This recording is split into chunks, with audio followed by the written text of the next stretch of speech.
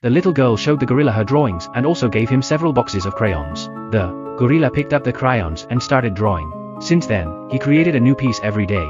Afterwards, they left the drawings outside the cage for the little girl to collect each time. The little girl saw them, she would become very happy. The next day, the little girl brought watercolor paints. Actually, when he was young, the gorilla lived in the jungle and often drew on stones with mud.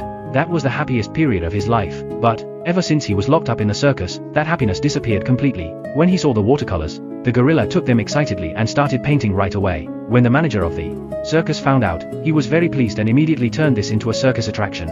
More and more people came to the circus just to see the painting gorilla. This time, the gorilla, he painted the forest he remembered, and the old home he once lived in appeared in the drawing. Everyone was greatly shocked by the painting and burst into loud applause. This scene was even broadcast live on television. Finally, the girl understood the gorilla's drawings. What he wanted to express was not his talent, but his wish to gain freedom. Then the girl told this whole story to a journalist. After the news was published, everyone felt sympathy for the gorilla. The people went to the circus with signs demanding that the gorilla be set free. When he heard the support from all the people, the gorilla smiled. He knew they were fighting for him. In the end, the director agreed to let him go. But when he stood in front of the cage, his feelings were too complicated to describe. He took out slowly an old yellowed photograph. The picture showed him and the gorilla when they were children.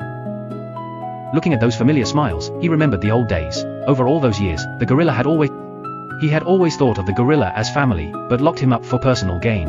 When he thought of this, he couldn't lift his head, consumed by guilt. He begged the gorilla for forgiveness, and the gorilla rested his forehead gently against his, as if saying he had already forgiven him. Finally, the gorilla returned to the wild. The forest was exactly as he had imagined. There was natural grass everywhere and other gorillas of his own kind. He finally got the freedom he had always dreamed of.